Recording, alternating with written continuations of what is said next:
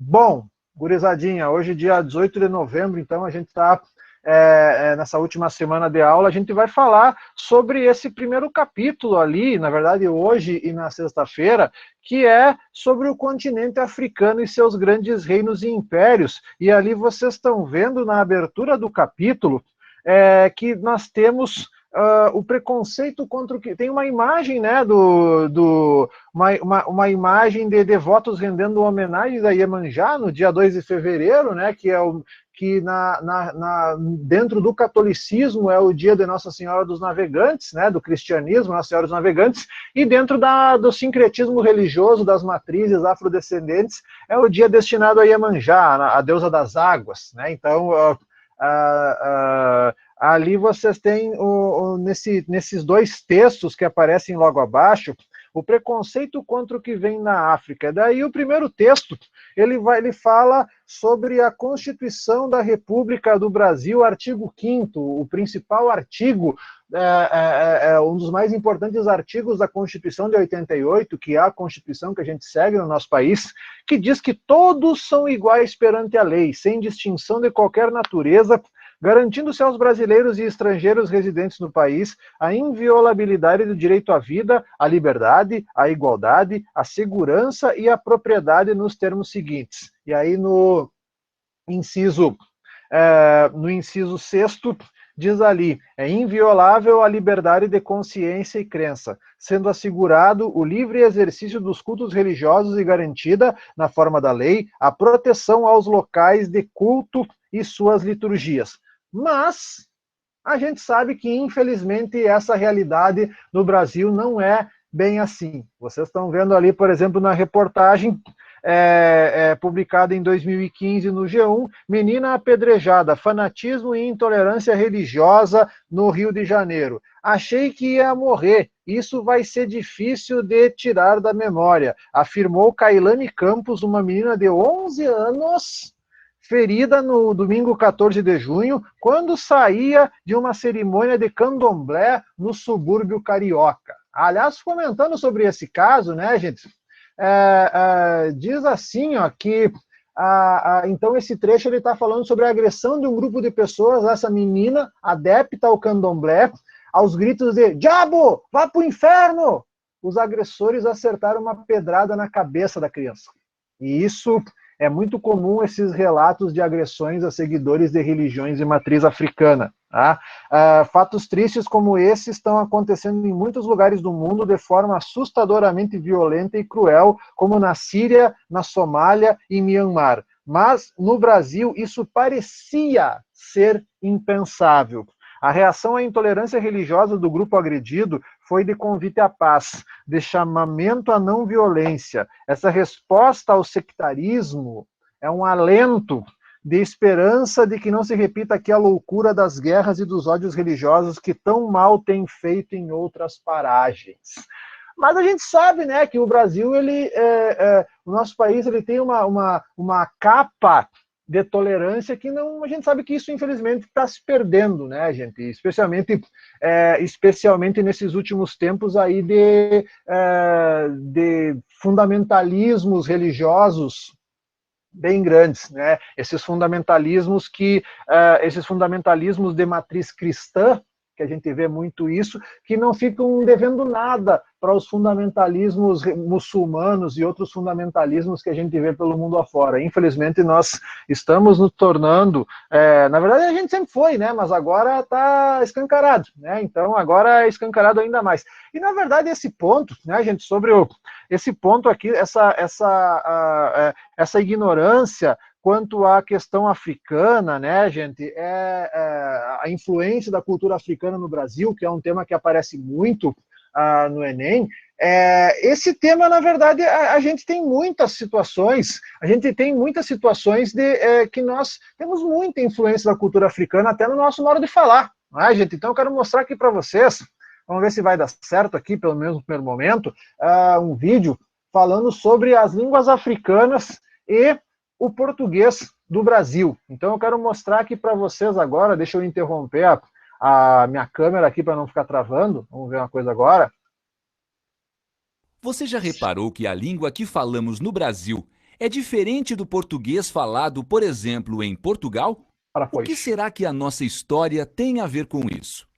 Uma das particularidades históricas do lugar que hoje chamamos Brasil é a intensa miscigenação que ocorreu por aqui ao longo de mais de 5 séculos. Essa mistura contribuiu para modificar e enriquecer toda a nossa cultura e, em particular, a nossa língua. Vamos observar a influência das línguas africanas nesse processo. Estima-se que cerca de 4 milhões de africanos tenham sido trazidos para o Brasil entre os séculos XVI e XIX para trabalhar principalmente nas lavouras e na mineração. A origem desses africanos era muito variada, mas a maioria pertencia a 2 grandes grupos linguísticos, o Banto e o Sudanês. Do primeiro grupo, o Banto, destacam-se o idioma Quimbundo, falado em Angola, e o Kikongo, do Congo. Já no grupo sudanês estão o Iorubá, da Nigéria, e o Ewe, ou GG, da região onde hoje ficam Gana, Togo e Benin. No Brasil, o intenso contato entre as pessoas vindas da África e os falantes do português acabou provocando o que chamamos interação linguística. Uma consequência disso foi que nossos modos de falar a língua mudaram e novas palavras foram incorporadas a ela. São de origem africana palavras como caçula, dengo, cafuné, samba e bagunça. Outros exemplos são os verbos cochilar, fungar, xingar e zangar. A palavra nhoca, também originária da África, aqui virou minhoca. Nossa. E calumba se transformou em calombo. A maneira como falamos no nosso dia a dia também mudou em virtude da influência africana. Por exemplo, os ditongos ei e ou viraram e e o. Assim, beijo é pronunciado beijo. Em vez de manteiga, falamos manteiga. Feijão se tornou feijão. E louco resultou em louco. Ô, louco, O regime de escravidão que vigorou no Brasil impedia que a grande maioria dos negros dominasse a forma escrita da língua. Esse pode ter sido um dos motivos pelos quais a influência dos idiomas africanos ficou mais restrita ao campo da oralidade. Mas a rejeição a muitas dessas influências na norma culta do nosso português também pode ser, em parte, explicada pelo lugar que os negros ocuparam na sociedade brasileira e pelos preconceitos contra o que era associado à sua cultura. É importante reconhecer e valorizar este aspecto tão significativo da herança cultural africana, fundamental para a formação da rica e diversa cultura brasileira. A língua que falamos também é resultado de processos sociais que aconteceram no passado. Ao mesmo tempo, ela oferece indícios para que possamos conhecer melhor a nossa história. Tá aí. Então, uma coisa que é bem importante aqui, pessoal, uma coisa que é bem importante aqui, que a gente pode falar, né, que, primeiramente, que conhecer a história dos povos africanos, ela nos ajuda a entender melhor a formação da nossa sociedade. E aqui vai um ponto que, para muitos, causa surpresa quando você analisa ali, quando você analisa o material que está aparecendo ali. Deixa eu abrir para mostrar para vocês agora. Vamos apresentar aqui.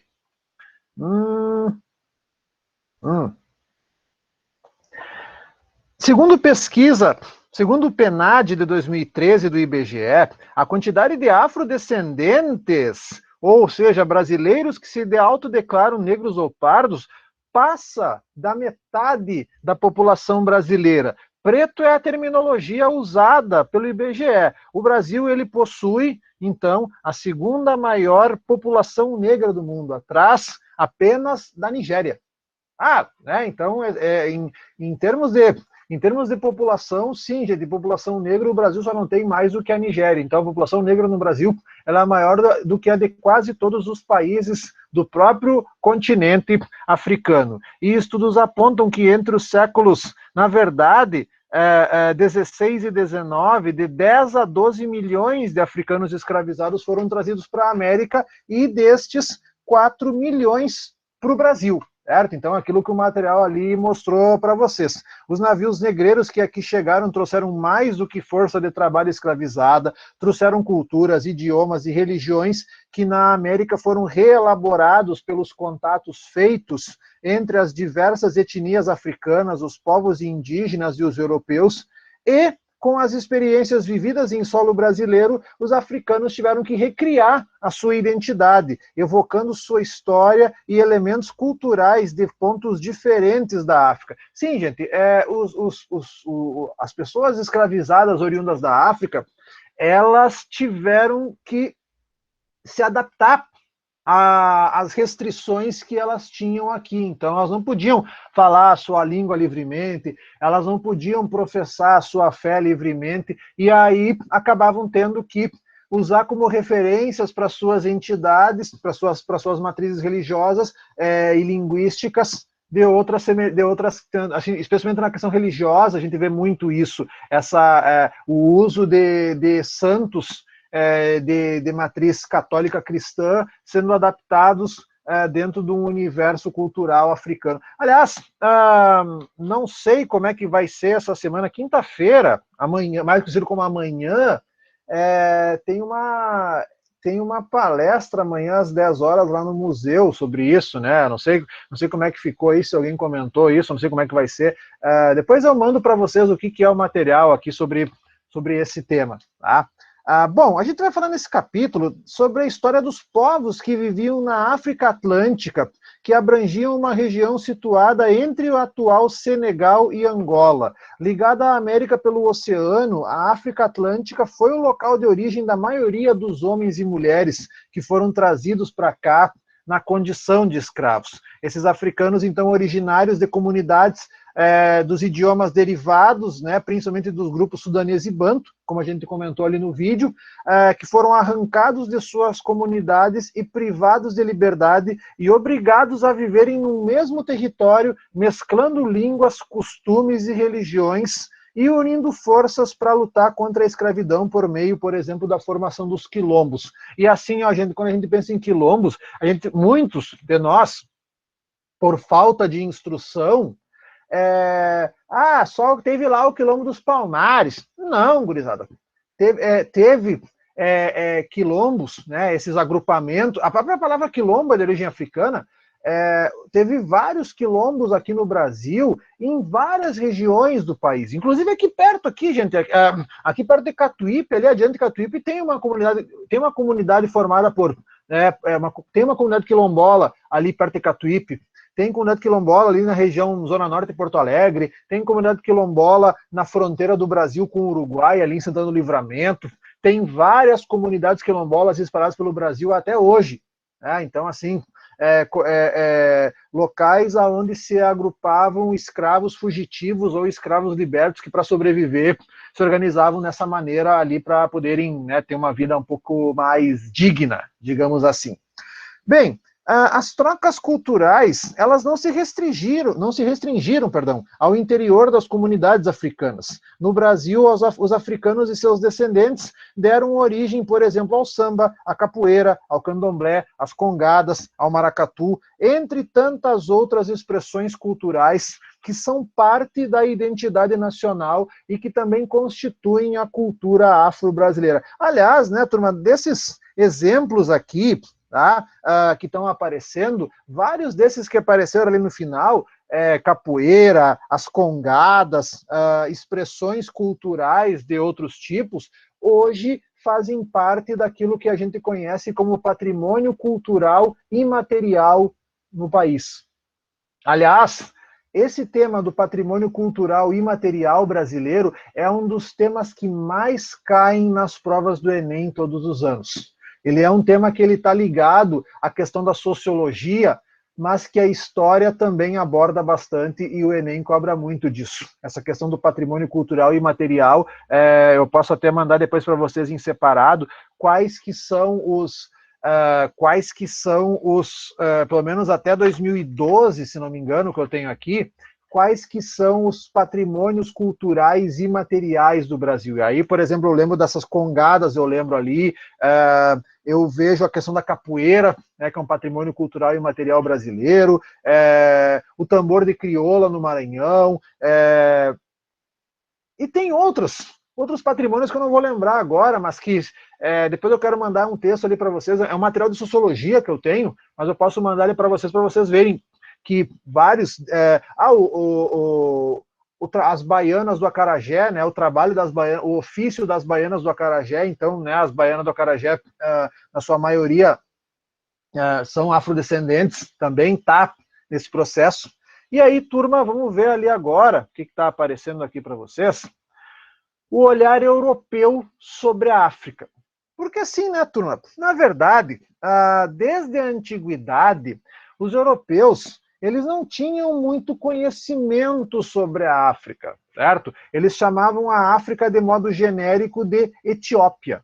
Etiópia é uma palavra de origem grega que significa terra dos homens de pele negra. E aí, para vocês compreenderem, até meados do século XV, o máximo que os europeus conheciam dos territórios africanos eram aqueles territórios localizados ao norte do deserto do Saara, nos limites do mar Mediterrâneo, e que, na verdade, eles conheciam desde muito tempo, né? Então, assim, ó, a África para eles era ali o máximo, o Egito, né, a civilização do Egito e aqueles povos que viviam margeando o mar Mediterrâneo. Porque é o seguinte, né, gente, para baixo do mar Mediterrâneo e numa longa extensão de terra, vale lembrar que a África ela é ocupada pelo grande deserto do Saara. Então, o máximo de África que os europeus conheciam era ali, naquela região costeando o Mediterrâneo. Durante a Idade Média, os relatos dos viajantes europeus sobre a África eram vagos e muitas vezes imbuídos de estranhamento. Figuras demoníacas eram sempre representadas com a pele negra e as condições climáticas do continente eram associadas a deformidades físicas e morais. Condições climáticas ali, gurizada, deserto, clima muito quente e úmido. Então, olha que associação esdrúxula essa. A falta de informação contribuiu para a construção de visões preconceituosas e de uma imagem equivocada do continente pelos navegadores europeus do início da expansão ultramarina europeia, os medos em relação ao Mar Tenebroso, que era como era chamado o Oceano Atlântico, e a região ao sul da linha do Equador, aumentavam as representações negativas sobre eles e seu continente, monstros, terras inóspitas, imoralidades, regiões, hábitos demoníacos. Tudo isso eram elementos constantes nas descrições dos viajantes aventureiros e missionários europeus. Mas, ao desembarcar na África, muitos deles impressionaram-se com a organização e a riqueza de algumas cidades. Aliás, turma, esse livro que está aparecendo aqui, ó, deixa eu ver se eu não tenho esse livro aqui para mostrar para vocês. Esse livro chamado A África Explicada aos Meus Filhos é um baita livro, tá? Deixa eu ver se tem alguma coisa aqui. Alberto Costa. Não tem esse livro aqui. Não, eu não tenho esse livro aqui para baixar, mas eu tenho aqui, tem 4 livros do Alberto da Costa e Silva que fala sobre a questão Brasil-África. Tem aqui um livro muito bom do Alberto da Costa e Silva, chamado Um Rio Chamado Atlântico. É muito bom. Esse livro eu já li faz muito tempo, é bom. Mas olha só esse aqui, ó, esse fragmento aqui do A África Explicada aos Meus Filhos. Um visitante holandês do século XVII não escondeu a sua admiração por Benin, uma cidade enorme cortada por uma longa avenida que lhe parecia mais larga do que a principal rua de Amsterdã. Bem antes dele, os portugueses espantaram-se com o tamanho de Ijebu Ode, e mais ainda com a sua muralha, que em alguns pontos alcançava os 7 metros de altura e tinha quase 130 quilômetros de comprimento. Vasco da Gama, ao chegar à costa oriental da África, encontrou portos cheios de navios e comerciantes de todas as partes do Índico, bem como cidades com casas parecidíssimas com as dos Algarves em Portugal. Então, assim, né, turma? Os caras, né, os europeus, quando avançavam o litoral africano, avançavam pelo litoral do Atlântico, litoral e do Oceano Índico, eles foram encontrando muito desenvolvimento. Certo? Então, claro que mesmo com o avanço da ciência e com a ampliação do acesso à informação, muitos estereótipos e preconceitos relacionados aos africanos sobrevivem nos dias de hoje, desqualificando a história e a cultura dos povos da África. Apesar do grande desenvolvimento pelo qual o continente passou nos últimos anos, a África ainda é associada por muitas pessoas ao atraso, à fome e às epidemias. E principalmente, né, turma, vamos parar para analisar aqui, vamos ser frios e calculistas. Muito desse atraso associado à África hoje é muito em decorrência da ação do europeu, certo? Vocês devem ter estudado, porque assim, gente, séculos de tráfico de escravos, um século e pouco de exploração neocolonialista, ali no século XIX, até depois da Segunda Guerra Mundial, não iam... Tudo isso, toda essa questão da escravidão e da exploração colonial e neocolonial não ia deixar essas marcas aí ao acaso, né? Isso não é ao acaso se a África passa por essas situações aqui, é muito por causa dos europeus, certo? Vocês devem ter estudado no 9º ano, 8º ano, sei lá vocês devem ter estudado ali neocolonialismo, partilha da África, a questão do darwinismo social, a questão ali dos africanos como povos bárbaros. Vocês vão ver comigo no 3º ano, a gente vai trabalhar o processo de independência dos países africanos no pós-Segunda Guerra Mundial, a gente vai trabalhar a questão do neocolonialismo, certo? A exploração violenta que o continente africano passou. Então, nada disso é por acaso. Os africanos são os próprios culpados pela tragédia deles. Não, não são, não. Pode ser que tenha, mas isso... Porque, assim, gente, uma coisa muito importante de compreender aqui, ó, hoje a gente fica, olha só, esses africanos, que absurdo, os povos africanos, que os caras, eles são polígamos, certo? Podem ter várias mulheres, mas sabe por que vários homens africanos têm várias mulheres? Porque quando o tráfico negreiro existiu, a maioria dos que eram traficados da África para a América eram homens, então ficava lá comunidades inteiras lá com meia dúzia de homens e 50, 60 mulheres. Então, o tráfico de escravos, ele também acabou gerando isso, gerando essa alteração nos costumes, nas relações sociais desses povos aí que sofriam com o tráfico. Então, isso também é uma coisa, tem que pensar nisso antes de querer criticar isso, né? As influências que levaram a isso, né? Então, ficava lá porque normalmente a preferência no tráfico era por homens, né? Porque, segundo a concepção, teriam mais capacidade produtiva do que as mulheres, então era muito mais homens. Então, tu imagina, né? Regiões que ficava lá, que chegava ao ponto de ter um homem para cada 6 ou 7 mulheres. E aí, como é que faz? Para a comunidade poder voltar a crescer. Permite-se que se casem com várias mulheres e assim com elas possam ter vários filhos, para poder tentar repovoar de homens essas regiões. Isso também é uma coisa que você tem que analisar aqui, se vocês quiserem entender o continente africano e algumas regiões do continente africano hoje. Bom, gurizada, vamos entrar aqui agora para falar sobre a África antes dos europeus terem chegado lá para fazer o que fizeram. Bem, durante muitos tempos, os africanos foram vistos como povos sem história e sem desenvolvimento cultural e intelectual.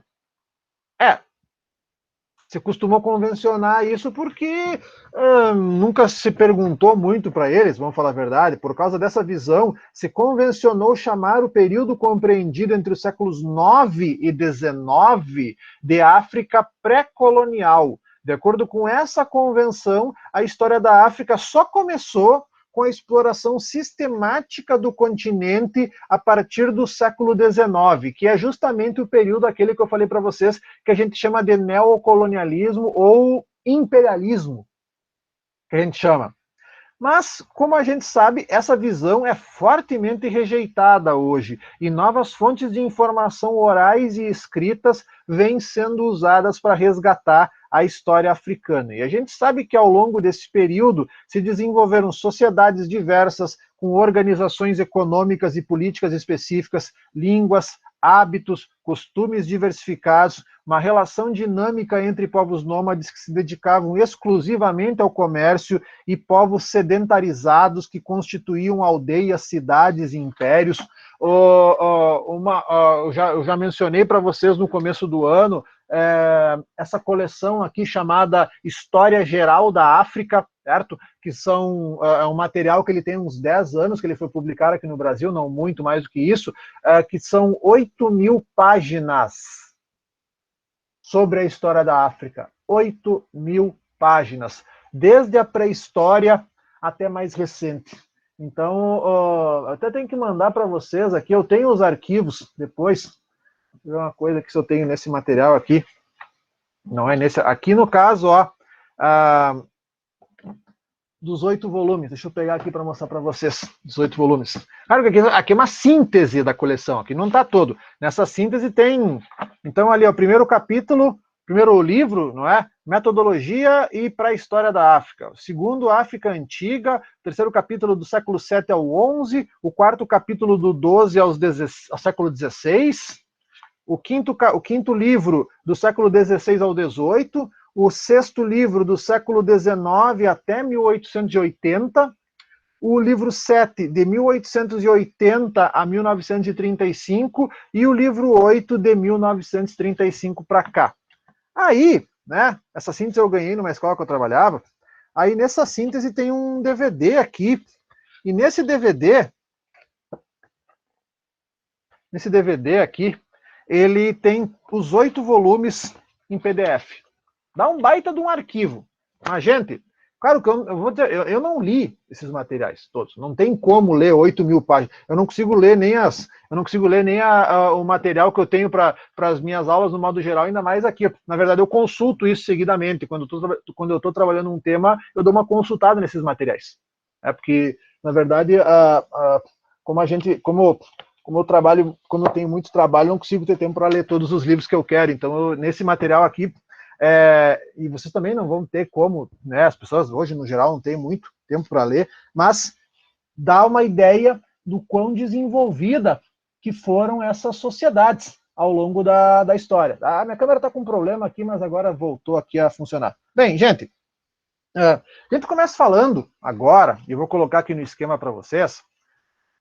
E aí tem uma diferença. Essa aqui é a África antes dos europeus. Beleza, tá lá, né? Tá ali o mapa, né? Assim, principalmente as regiões ali dos idiomas sudaneses e bantos. Vocês têm alguns reinos e impérios ali que estão aparecendo no mapa. E aqui tá o mapa africano desde 2013, quando ocorreu a última divisão política no país. A última divisão no país, não, no continente, perdão.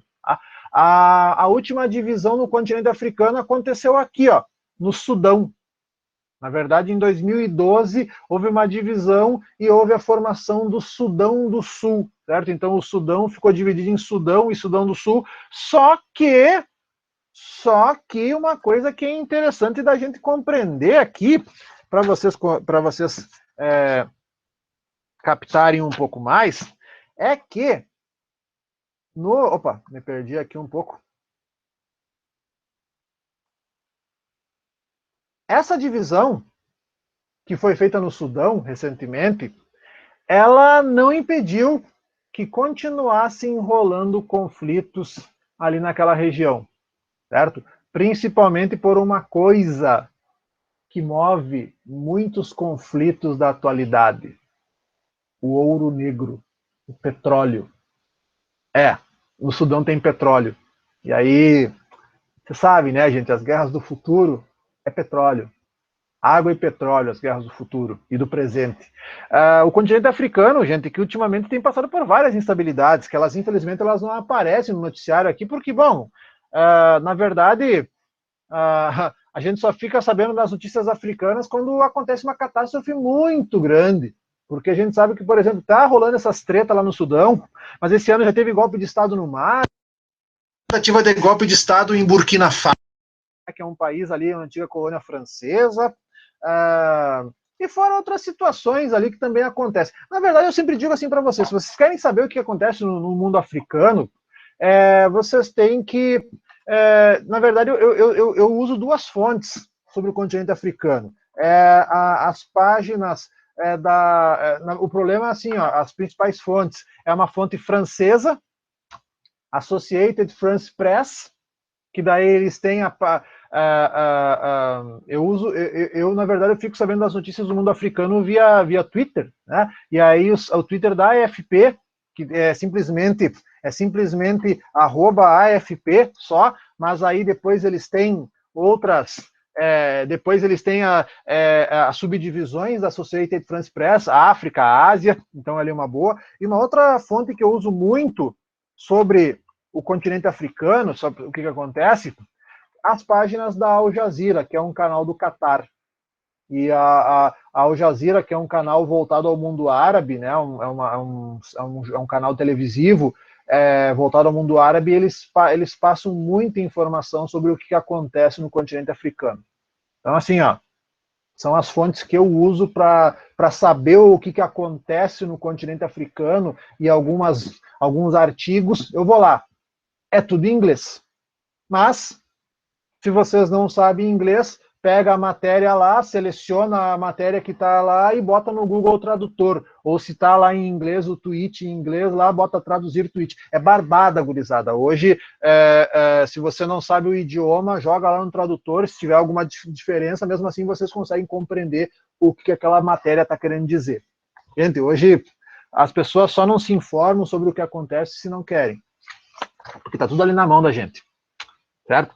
Bom, sobre os reinos sudaneses, certo? Esses reinos ali que vão aparecer agora. A partir do século VII, os árabes, os Allahu Akbar, os árabes penetraram no norte da África, ampliando suas rotas comerciais que já existiam ao norte e ao sul do Saara. Na região subsaariana do continente, denominada Sahel, à margem, pelos árabes e posteriormente chamada Sudão, terra dos negros, formaram-se grandes reinos graças ao intenso comércio transariano de cereais, ouro, marfim, que é aquelas presas dos elefantes, pimenta, âmbar e escravos, trocados por sal, conchas, tâmaras e tecidos provenientes do norte. Âmbar, gurizada. Âmbar, vocês...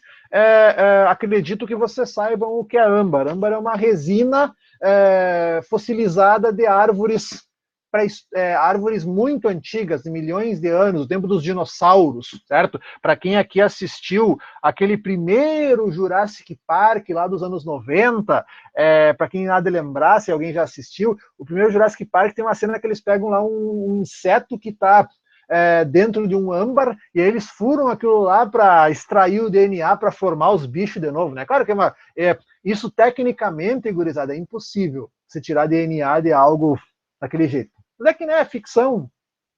Enfim. Bom, o sal, gurizada, o sal é sal em bloco, é pedra de sal, transportado por camelo. Coitado dos bichos. O comércio sistemático com os árabes proporcionou também o contato dos povos que viviam nessa região com o islamismo, religião que acabou se mesclando com algumas crenças e práticas religiosas locais. Aliás, uma coisa interessante aqui de vocês analisarem também é que se vocês pegarem um mapa atualizado das principais religiões que tem no mundo, nessa região que está em amarelo no mapa, ali na página 4, a maioria a principal religião dessa área ali e do deserto do Saara é o Islã. certo? Então, o Islã, ele chegou nessa região através dessas rotas comerciais. Aliás, a gente vai falar aqui um pouco mais, claro que hoje não vai dar muito tempo, né, sobre o reino de Gana, Mali e o Império Songhai. O de Gana dá tempo da gente falar aqui agora. O resto a gente fala na sexta-feira, para nós fechar aqui essa parte, tá, gente? O reino de Gana, ou Ganata, o reino de Gana, ele floresce no oeste do continente africano, numa área onde hoje existe o Mali e o sul da Mauritânia, um reino que se desenvolveu a partir do século III, graças ao comércio feito entre árabes e ganenses, onde caravanas do norte da África trocavam tecido, sal, joias, tâmaras e figo por ouro e noz de cola ganense. Noz de cola que é usado para fazer esse refrigerante que a maioria de vocês consome, que é a Coca-Cola. A noz de cola, que tem uma elevada quantidade de cafeína e é usado em comunidades africanas como estimulante. Sim, Coca-Cola vem da noz de cola, certo? Que vocês gostam, que a gente, de vez em quando, muito de vez em quando, a gente consome. Bom, o reino de Gana teve seu auge político e econômico entre os séculos 7 e 13. Durante o século X, esse reino foi conquistado pelos Soninques, que era um povo que expandiu seu domínio para as regiões ricas em ouro do Senegal ao deserto do Saara, e durante um século aproximado, os povos dominados por eles eram obrigados a pagar tributos sobre o comércio de mercadorias e a produção de metais preciosos, o que contribuiu para também formar um poderoso exército. Entre as principais cidades do reino, destaca-se a capital, Cumbi-Salé, que a partir do século IX abrigou mercadores, intelectuais e líderes religiosos islâmicos, e Aldagoste, que era um dos principais centros do comércio saariano. Por causa do islamismo, do ressentimento de alguns povos berberes contra o domínio de Gana e das revoltas dos povos dominados, o reino entra em decadência a partir do século XI. Aldagoste e Cumbi-Salé são tomadas e o reino mergulhou em conflitos étnicos até o século XIII, quando os últimos territórios foram incorporados ao reino do Mali. Aliás, gente, o reino do Mali foi muito grande. O reino do Mali foi um reino bem destacado aqui na história. O reino do Mali, que ocupou uma área bem grande ali nessa região oeste do continente africano. O reino do Mali, que se desenvolveu entre os séculos 13 e 16, impondo sua hegemonia aos povos que viviam a bacia do rio Níger, certo?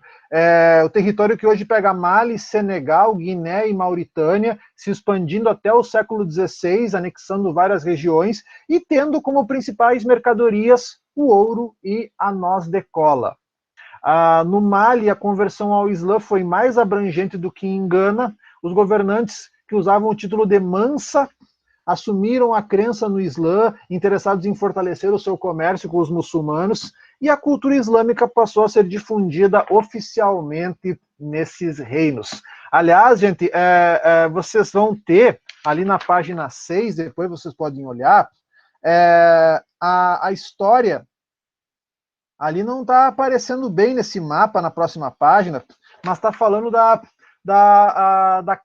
peregrinação a Meca, realizada por um rei do reino do Mali chamado Mansa Musa, que levou para Meca uma grande quantidade de ouro. Era tanto ouro que o valor do ouro no tempo da peregrinação dele desvalorizou, inflacionou o mercado, só para vocês terem uma ideia do que foi esse período.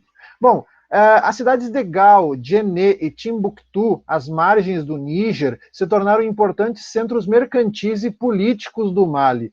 Timbuktu, Timbuktu, ou vocês podem encontrar também como Tumbuktu. Assim, alguns livros aparece Timbuktu, outros Tombuktu e outros Tumbuktu, que é a mesma coisa. Era um dos principais polos culturais e religiosos do continente africano, graças às vastas bibliotecas, madraças, que são as escolas onde se estuda o Corão, e as mesquitas. E a cidade passou a também ser ponto de encontro de poetas, intelectuais e artistas africanos e do Oriente Médio. Mali foi o reino mais rico da África Ocidental durante 2 séculos, mas por conflitos dinásticos, acabou perdendo sua hegemonia ao ser derrotado e incorporado por outro império poderoso muçulmano, o Império Songhai, que dominou essa região entre os séculos XV e XVI. Mas o Império Songhai a gente deixa para estudar ele na sexta-feira, quando a gente encerra também esse capítulo. Dá início nessa aula de hoje. Muito bem, começando aqui agora. Pegando o último desses que estão mencionados aqui nesse slide, o Império do Songhai, o Império de Songhai. O Império de Songhai que fica numa região também ali incorporando essa região do Mali, né? Essa região aqui do Mali, eu vou só permitir uns acessos aqui. Essa região, o Império de Songhai, que fica estabelecido nas margens do rio Níger, a última grande civilização da África subsaariana antes da chegada dos europeus, né? Então, essa civilização aqui, ela... Espera um pouquinho que deu um ruim aqui. Essa civilização, então, que foi a última grande antes dos europeus, unificando grande parte da África Ocidental Saheliana, ou seja, a faixa de terras ao sul do deserto do Saara. O Império Songhai se desenvolveu em torno de uma outra cidade importante, a cidade de Gao. A cidade de Gao, o Império do Mali, ele, na verdade, atualmente a maior parte do território é o atual Mali. O Mali que foi um desses países que neste ano, mais uma vez, sofreu um golpe de Estado, né? Um presidente deposto, né? Então, as últimas notícias desse país são essas. Tá? Bom, o Império Songhai se desenvolveu no entorno da cidade de Gao e após a conquista dessa cidade no século XV, os Songhai iniciaram um processo de conquistas territoriais e restringiram a política de pilhagem que os seus predecessores haviam adotado. E após a estruturação de um exército rápido e violento, eles conquistaram as cidades de Djenné e Timbuktu. Timbuktu, que era uma das cidades mais importantes do Reino do Mali, Timbuktu, que é onde fica a Universidade de Sankoré, que, assim, gente, na verdade, a Universidade de Sankoré, ela também funciona lá no Mali como uma mesquita, como um templo religioso muçulmano, mas não há uma distinção física entre uma mesquita e uma universidade lá no Mali. Então, aquele local lá em Sankoré, que vocês têm essa imagem aqui na página 5, essa imagem que aparece aqui para vocês, também funciona como uma mesquita, certo? Não é uma mesquita nos mesmos moldes das mesquitas dos países do norte da África, dos países do Oriente Médio muçulmano, mas também é uma mesquita, certo? Mas ela se mistura com uma estrutura de uma universidade, da universidade nos moldes malineses. Bom, no meio urbano, a sociedade Songhai ela tinha 3 elementos básicos que dependiam direta ou indiretamente do comércio. Grandes comerciantes, na sua maioria estrangeiros, artesãos e pequenos comerciantes que se agrupavam em corporações com regras e costumes próprios, e os intelectuais, religiosos e estudantes que possuíam muito prestígio social. No campo, os povos viviam sobretudo da agricultura. Parte dela era vendida nos mercados locais para trocar por sal e tecidos, que eram... na verdade, o sal, gurizada, o sal ali, ele não era fácil de encontrar ali, ele era produzido em outras regiões, então precisava do sal. Lá não tinha salares ali naquela região do reino do Império Songhai. O islamismo não se enraizou no campo, porque os camponeses continuaram ligados às suas crenças tradicionais. Esse império, então, o Império Songhai, ele se caracterizou pela forte estruturação do poder e a centralização política na figura do imperador, que contratou intelectuais das universidades da região para ocupar postos de comando na administração das cidades e também na burocracia do império. A ciência islâmica alcançou o grande desenvolvimento. As cidades de Djenné e Timbuktu passaram a abrigar milhares de estudantes que migravam para estudar em suas madrasas e universidades. E apesar desse grande desenvolvimento, esse império durou menos que os outros. por causa de disputas internas e por causa da invasão da cidade de Timbuktu pelos marroquinos, os marroquinos que são lá no norte da África, os marroquinos que invadiram Timbuktu no final do século XVI, e tudo isso contribuiu para o fim desse império. Mesquitas e escolas islâmicas foram destruídas e as crenças tradicionais dos Songhai, anteriores à adoção do Islã, voltaram a florescer em toda a região. E ali vocês têm um pequeno quadrinho dizendo, trocando ideias. Aí tem uma frase e tem uma pergunta ali para mostrar para vocês. A frase: sincretismo religioso é a fusão de diferentes doutrinas ou cultos religiosos. Podemos afirmar que o sincretismo foi uma prática comum no processo de islamização dos reinos africanos? Sim, dá para dizer que sim, porque a coexistência do Islã e das religiões tradicionais africanas foi muito comum. Por exemplo, nesse caso aqui, os mercadores árabes e líderes religiosos islâmicos divulgaram o Islã em Gana, Mali e Songhai, mas muitas crenças e rituais tradicionais eles permaneciam mantidos. Segundo relatos de alguns viajantes, alguns reis desses reinos e impérios celebravam de manhã o Ramadã, que é o jejum, aquele que eu mencionei para vocês em outras aulas, e de tarde eles iam escutar os feiticeiros mascarados nas matas cantarem louvores às dinastias reinantes. Ou ainda era muito comum também a realização de cerimônias tradicionais usando animais como cobras, serpentes, para escolher os reis. Então, esse sincretismo é justamente isso que está falando ali para vocês. Tá?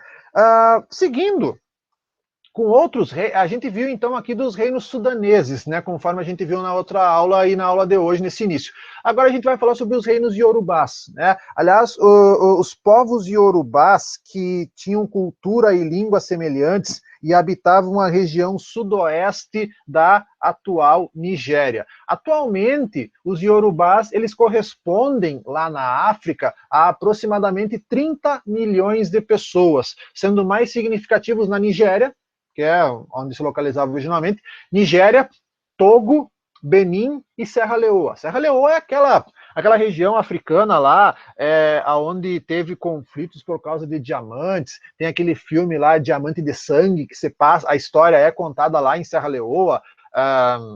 Serra Leoa, que foi uma colônia, não me lembro se britânica ou francesa, mas foi de um desses dois, até o final da Segunda Guerra Mundial. Pois bem, os iorubás, eles constituíram sociedades tipicamente urbanas, com economia diversificada e ofícios especializados. Esses povos criaram importantes microestados e reinos, como a cidade-estado de Ifé e o reino do Benin. Aliás, no atual país Benin, vocês ainda encontram muitas referências da cultura iorubá. Bem, a maioria dos africanos trazidos como escravos para a Bahia, entre os séculos XVI e XIX, eles falavam idiomas do grupo linguístico iorubá, também chamado Nagô. Eles deixaram forte marca na cultura afro-brasileira, sobretudo no campo religioso, como o candomblé. O candomblé, então, é um resquício da cultura iorubá. Uma das características da tradição religiosa iorubá era o culto aos orixás, que se baseava em narrativas míticas. As narrativas eram transmitidas oralmente das gerações mais antigas para as mais novas e são contadas até hoje, até aqui no país. Né? Então aqui tem uma dessas histórias que está no livro Mitologia dos Orixás. Eu não li esse livro aqui, mas tenho interesse.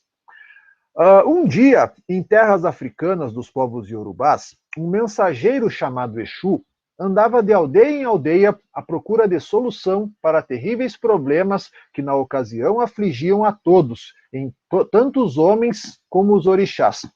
Quanto ao mito, que Exu foi aconselhado a ouvir do povo todas as histórias que falassem da aventura e do sofrimento, das lutas vencidas e perdidas, das glórias alcançadas e dos insucessos sofridos, das dificuldades na luta pela manutenção da saúde contra os ataques da doença e da morte.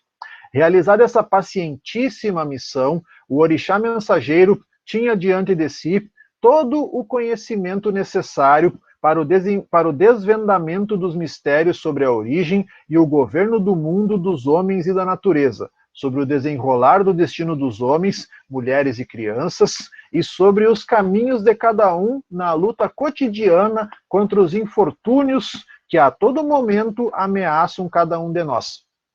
Pobreza, perda dos bens materiais, deposições sociais, derrota em face de um adversário traiçoeiro, infertilidade, doença, morte. Aliás, além de mensageiro, Exu é o orixá responsável pelas ligações amorosas. É o Exu que faz da match.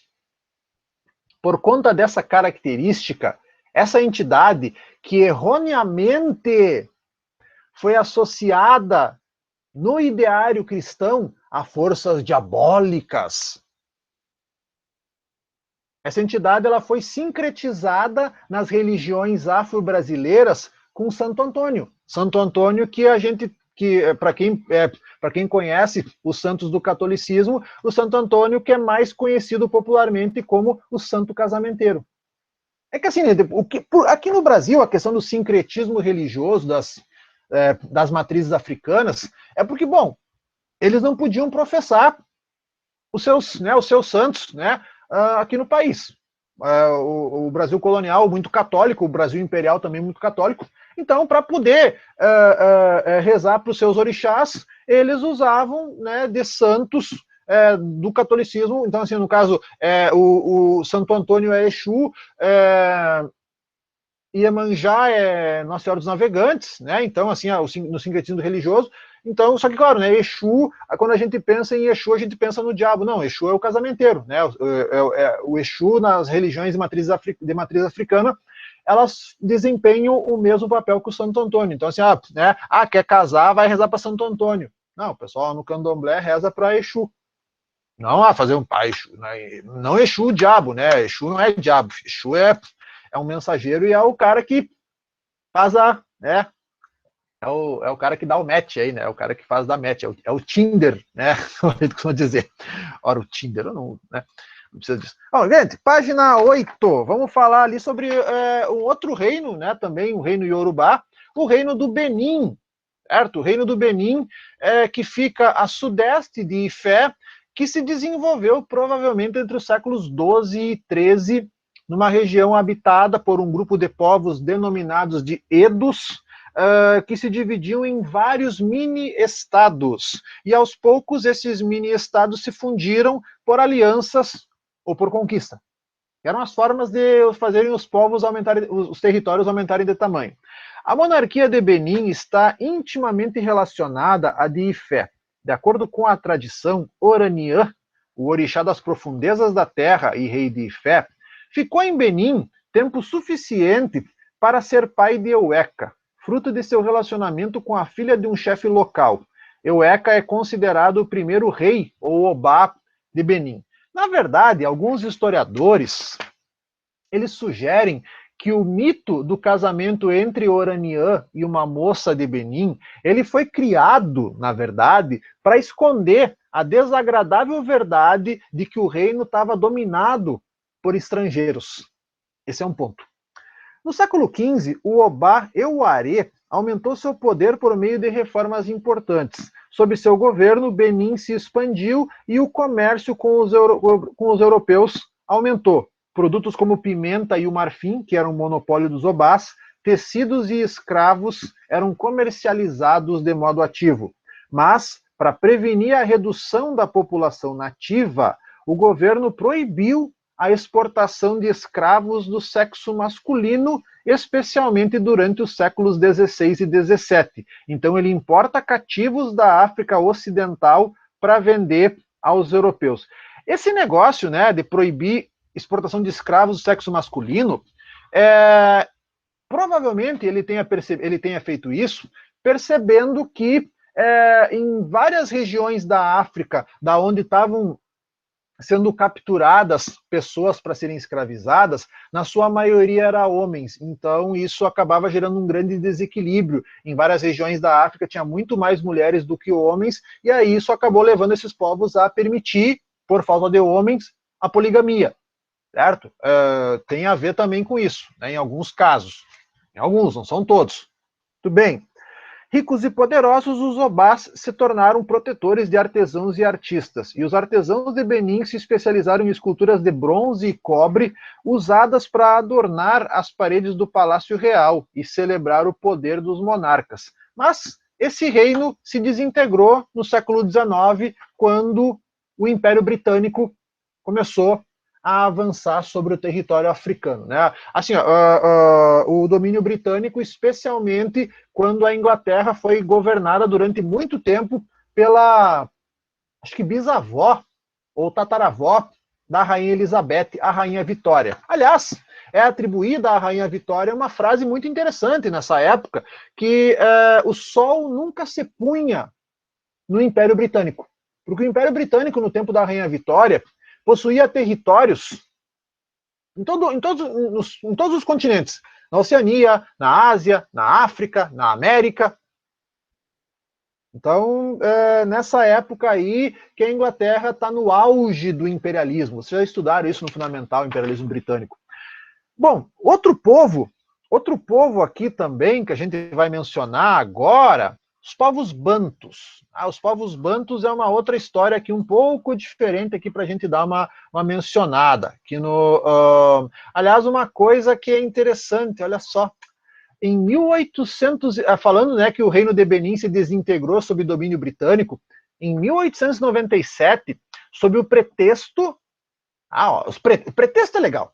Sob o pretexto de que o cônsul inglês e mais 5 compatriotas haviam sido mortos em Benin, os britânicos enviaram ao local uma expedição com aproximadamente 1.500 homens que pilharam as placas de bronze do Palácio Real e tacaram fogo na capital.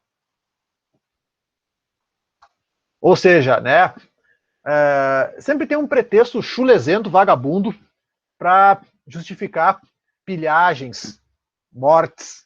Ou eles poderiam ter usado o argumento mais chulesento de todos, que é aquele, estamos levando a civilização para esse pessoal. Estamos salvando eles deles mesmos. Porque, gurizada, o imperialismo, o neocolonialismo do século XIX, ele usava dos argumentos mais esdrúxulos para justificar os genocídios que foram feitos. Certo? E esse é só mais um. Tá? É só mais um. Mais um. Muito bem, vamos falar dos povos bantus. Tá?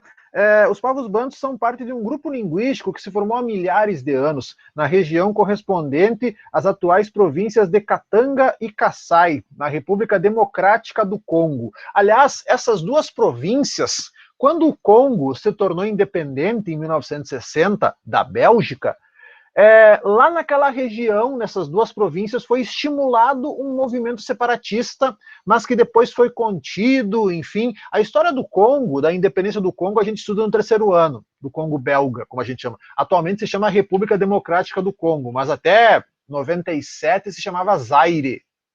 Deixa para lá. Os bantus, aproximadamente em 1000 a.C., começaram a migrar para o centro-sul do continente. Então, numa região que hoje pega Angola, Congo, Camarões, Gabão, Uganda, Namíbia, Zâmbia, Moçambique, Botsuana e Zimbábue.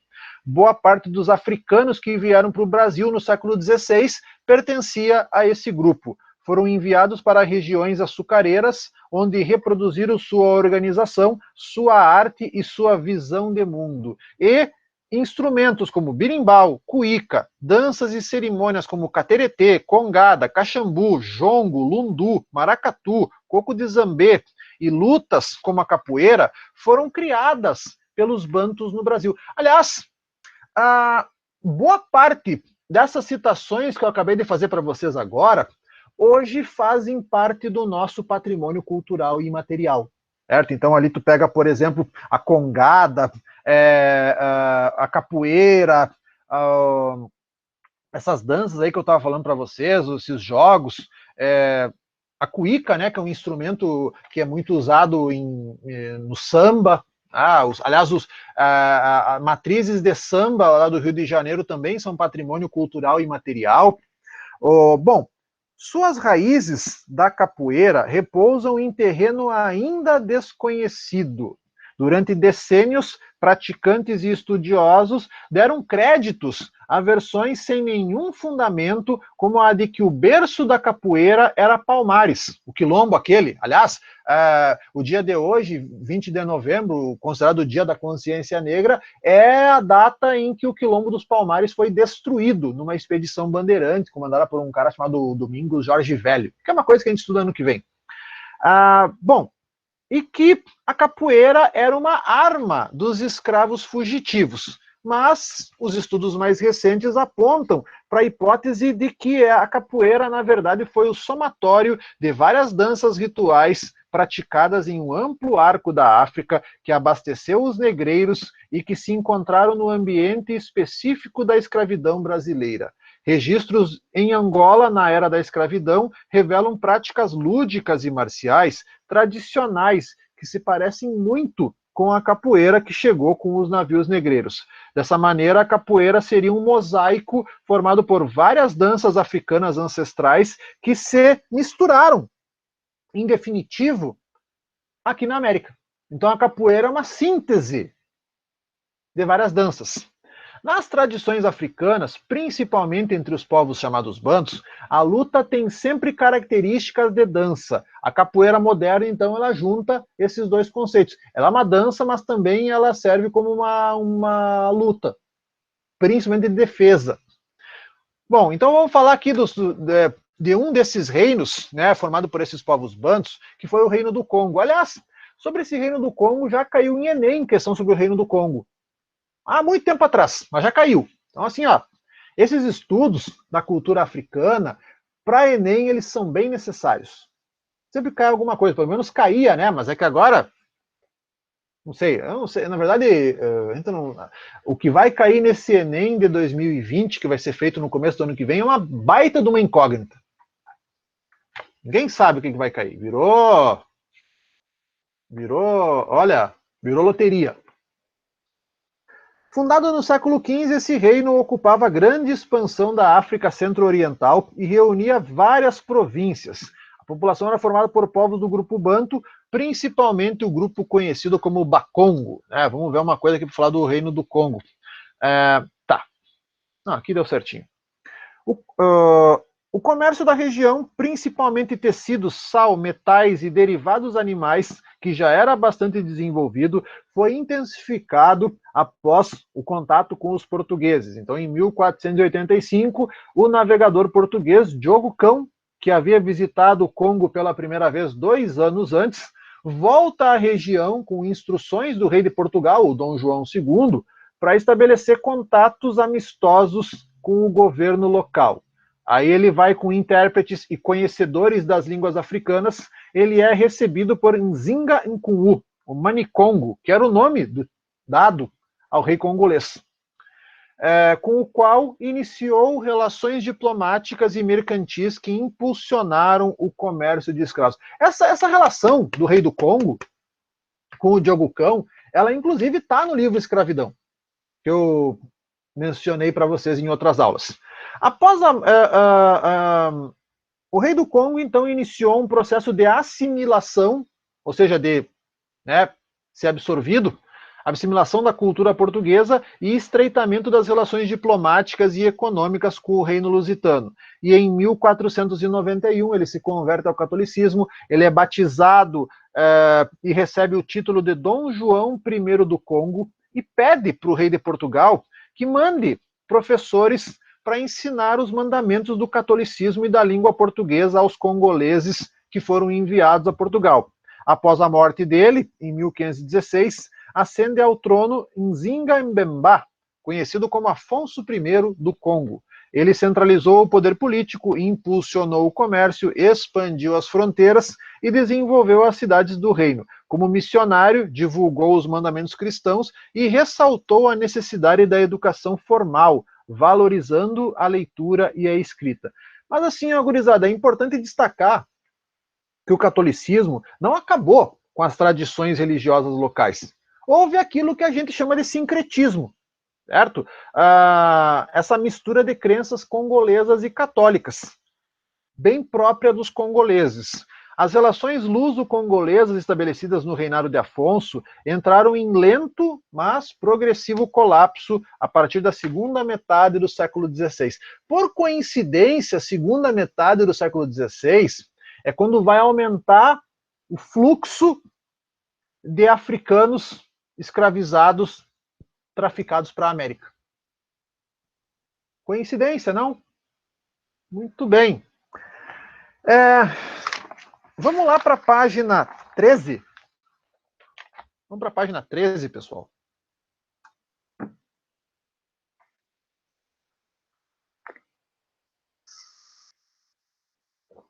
Para falar sobre família e sociedade dos povos africanos. Bom, na maioria das culturas tradicionais africanas, na maioria, a fertilidade é atributo essencial para homens e mulheres. Quanto mais, melhor. Quem não podia ter filhos, assim, o número de filhos de uma família era proporcional a seu prestígio na comunidade. As mulheres férteis eram disputadas e até mesmo raptadas por seus pretendentes. Além disso, homens ricos podiam casar-se com dezenas de mulheres e ter centenas de filhos. Olha os catra aí, ó. A proteção das mães e das crianças era a responsabilidade de todos. Essa noção de responsabilidade coletiva foi marcante em muitos povos africanos, para os quais não se separava o grupo do indivíduo. Trabalhavam para o bem comum e viviam em prol da coletividade, que podia ser composta de uma linhagem familiar ou mesmo de um integrantes. Deu um problema na minha câmera aqui agora, tá caindo a transmissão. Cujos integrantes acreditavam possuir o mesmo ancestral. A mulher, ela exercia papel fundamental nessas sociedades, porque ela era responsável pela... Eu vou só fechar aqui a câmera para ver o que acontece.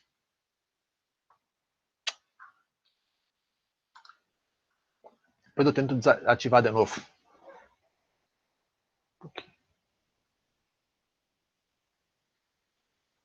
Ixi, a vida. Deixa desligado aqui agora, pessoal. Vou tocar desligado até, quem sabe, voltar aqui o meu sinal. Enquanto isso, desculpem aí. A mulher, então, fazia papel fundamental. Ela cuidava da agricultura, da criação de animais, das tarefas domésticas e também da produção do artesanato. E a liberdade de deslocamento, em virtude da maternidade ou visitas aos familiares, a liberdade econômica pela apropriação dos rendimentos de suas atividades rurais ou comerciais e os direitos políticos e espirituais que podiam fazer delas sacerdotisas ou rainhas eram algumas das prerrogativas das mulheres africanas, né? Então as mulheres, elas tinham uma condição muito interessante de se falar ali, se comparadas aos homens, né? Para os homens, na verdade, o que cabia a eles? Preparar espaço para o cultivo, construir as casas, caçar e guerrear. E também cuidar do gado, escavar barcos nos grandes troncos de árvores e se tornarem soldados nos períodos de guerra. Isso também era uma coisa que acabava acontecendo ali naquele caso. Então só tocando aqui adiante. Os idosos, eles tinham uma condição mais privilegiada, né? Os idosos, eles possuíam uma posição privilegiada. Os anos vividos denotavam sabedoria e proximidade sabedoria e proximidade dos deuses, e entre os iorubás, por exemplo, era comum os jovens se ajoelharem ou se curvarem diante dos idosos quando se dirigiam a eles. Aliás, o culto aos ancestrais era uma das bases daquelas sociedades. Em razão disso, os idosos, que estavam mais próximos da morte, logo se tornariam figuras míticas ancestrais que tinham a função de também proteger aos vivos. Isso também era uma função aqui dos idosos. Bom, na infância, o aprendizado ele era feito de maneira prática. As crianças, elas acompanhavam os pais nos trabalhos diários e, ao chegar à puberdade, elas eram afastadas brevemente do convívio com os adultos e, isoladas em cabanas no meio da floresta, se apoderavam do conhecimento, das tradições do grupo, passavam por rituais de iniciação, e as crianças que faziam essas cerimônias juntas criavam vínculos para toda uma vida e se consideravam irmãs, brothers, sisters, como a gente costuma dizer. A unidade social e política de base da África eram os clãs, né? Então, os clãs, assim como vários outros povos conhecidos, se organizavam assim. Então, controlados por o chefe de uma determinada linhagem, e nos clãs as pessoas estavam unidas por laços de parentesco, e a relação com a terra na qual moravam e trabalhavam era diretamente associados à sua funcionalidade. Então, ali vocês têm um artigo falando sobre um artigo ali do Museu Afro-Brasileiro.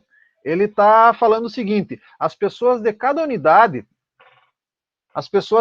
unidade familiar cultivavam a terra de maneira coletiva. A terra, até muito recentemente, nunca foi vista como propriedade, menos ainda como propriedade privada na África, propriedade privada. Os homens é que pertencem à terra, e não ao contrário. Olha que concepção interessante essa que eles colocaram ali. Só um pouquinho. Um momentinho, ver se vai dar certo aqui. Acho que não. Eu estou tentando fazer um comando aqui, para ver se volta a minha câmera. Mas tudo bem? Tocando adiante aqui, ó, pessoal. A riqueza, dessa forma, é ligada ao controle do trabalho dos membros da família, e não à posse das terras. Então, ali, ó, quanto mais dependentes que tem o chefe de uma linhagem, maior será a sua riqueza e também o seu prestígio. A gente pode dizer, então, que a unidade sociopolítica de base, ela não é definida por um determinado território, mas pela existência de um grupo familiar controlado por um chefe que é, em geral, o homem mais velho da linhagem. Essa coisa de fronteiras fixas e fronteiras fechadas, tais como as que a gente conhece hoje, evidentemente não tinha sentido nesse sistema. Então, quando uma parcela da terra se esgotava de tanto cultivar, simplesmente se mudava para outras terras taxadas como férteis. Então, isso era uma coisa que acabava acontecendo lá na África, quando tinha essas problemáticas ali da terra se esgotar. Simplesmente pegava e se mandava para outro lugar. Um pouquinho aqui, que eu acho que eu vou conseguir voltar ao meu sistema aqui. Vamos para a última página, então, gurizada. Vamos para a última página. Agora voltou aqui. Consegui arrumar meu mecanismo. Depois eu mando isso aqui para vocês. Família e sociedade. Não, isso aqui depois vocês anotam, né? Então, isso, na verdade, tá ali o esquema para nós falar. Esse que é o ponto mais polêmico. E ele ficou justamente para o final, que é a questão da escravidão na África. Assim, ó, turma, quando a gente fala da escravidão na África, a gente tem que levar vários pontos em consideração. Porque a existência da escravidão na África pré-colonial, ela tem motivado muitos debates na opinião pública. Porque tem sido usada como argumento para justificar o passado escravocrata que a gente teve aqui no nosso país. Ou também para criticar as políticas de ação afirmativa que hoje são discutidas pela sociedade brasileira, como a reserva de cotas nas universidades. Então, assim, ó, é fundamental a gente estabelecer diferenças entre a escravidão, tal como praticada pelas diferentes sociedades africanas, e a escravidão moderna, que resultou na transferência forçada de milhões de pessoas através do Atlântico para o trabalho compulsório nas colônias da América. E assim, ó, gente, na África pré-colonial, a escravidão ela era resultado das rivalidades entre vários povos, certo? Então a escravidão, ela, na verdade, na África, ela era feita desde os tempos mais remotos. Isso é fato, certo? Mas os indivíduos das sociedades organizadas no continente, eles não se entendiam como africanos e nem viam seus cativos dessa forma. Eles se entendiam como membros de uma aldeia ou comunidade, falando a mesma língua e compartilhando as mesmas tradições. Então, os cativos, na maioria das vezes, eles eram indivíduos de outros povos e culturas que, por serem inimigos, poderiam ser escravizados. Na África pré-colonial, várias razões podiam levar um indivíduo a se tornar escravo. Geralmente, eles eram reduzidos a essa condição como prisioneiros de guerra, como acusados de crimes como assassinato, roubo, bruxaria e adultério. Uma pessoa também podia se oferecer ou a algum dependente familiar como garantia de pagamento de uma dívida. Caso a dívida não fosse quitada, a pessoa dada como garantia tornava-se escrava. Aliás, escravidão por dívida, vamos lembrar isso, eu trabalhei com vocês esse ano, escravidão por dívida tinha na Grécia Antiga, tinha na Roma Antiga. Não foge muito do conceito de escravidão que os países da Europa adotaram, territórios europeus adotaram. A escravidão praticada no interior da África pré-colonial não era uma atividade econômica central. Além disso, a condição de escravo não passava de uma geração para outra. Tipo, aqui no Brasil, se nascia o filho de uma escrava, ele também se tornaria. Na África, não. Os filhos de escravos nasciam livres. Em alguns reinos, os escravos homens serviam aos reis ou tornavam-se guerreiros, enquanto as mulheres podiam integrar os haréns da realeza. Bom, e ali você tem uma parte falando sobre o comércio árabe e europeu de escravos. Na verdade, a escravidão, ela também era praticada pelos árabes, mas de uma maneira diferente. A que era praticada, por exemplo, no interior da África. Na verdade, assim, ó, tal como em outras sociedades, né, gente, que praticaram a escravidão, nas comunidades africanas, os cativos eles eram considerados bens móveis, ou seja, podiam ser comprados ou vendidos. Também é um ponto aqui, ó. Mais do que especiarias e pedras preciosas, os árabes tinham interesse em adquirir escravos provenientes da África e de outras regiões, como eslavos, búlgaros, gregos, turcos, etc., para comercializá-los nos mercados muçulmanos. Aliás, acho que não mencionei isso para vocês, a palavra escravo tem origem em eslavo. Escravo em inglês, vocês sabem bem como é que é, slave, eslavo. Então, na verdade, a palavra escravo, ela não remete originalmente ao africano negro. Não, o eslavo é branco, olho claro. Enfim, é branco, pele clara, certo? Aliás, em inglês é slave, escravo em italiano é schiavo, né, que é um sobrenome bem comum, né, schiavo, é escravo em italiano, tá? E tem outras variações. Aliás, na abertura do livro Escravidão fala sobre a origem da palavra. Bem, estima-se que os árabes tenham escravizados, só entre os séculos 7 e 19, 5 milhões de africanos, fora os escravos europeus, certo? O comércio transatlântico de escravos se transformou num grande negócio no século XVI, quando da descoberta da América e da dizimação de comunidades indígenas, e aí precisava trazer gente para fazer o serviço. Era feito inicialmente pela coroa portuguesa em acordos com as elites africanas, principalmente do Reino do Congo, e depois a venda de escravo para as colônias europeias na América se tornou importante fonte de lucro para a Holanda, Inglaterra e França. Inclusive os reis desses países tinham participação. Até intelectuais, tipo John Locke, tinha participação numa empresa de tráfico de escravos. O tráfico negreiro, aliás, também enriqueceu reis e comerciantes africanos, que participavam do negócio interessados em livrar-se dos povos inimigos e lucrar com os produtos e riquezas oferecidas pelos europeus em troca de escravos. Os lucros, no entanto, não trouxeram desenvolvimento para os reinos africanos. Na verdade, as guerras entre os diferentes grupos aumentaram, assim como os ataques para obter escravos, o banditismo e os sequestros. As operações envolvidas no comércio eram violentas, milhares de pessoas morriam nas campanhas de captura, no percurso entre o interior do continente e o litoral, onde eram feitas as negociações com os europeus, e, sobretudo, na viagem transatlântica, marcada por maus tratos, insalubridades e doenças. Aliás, a quantidade de pessoas que morria na travessia da África para a América era tão grande. Deu uma queda aqui, enfim, mas só para fechar, vai ficar gravado igual. Tubarões iam atrás dos navios, porque morria tanta gente, tanto escravo, tanta pessoa traficada, que eram jogados no mar e o tubarão comiam.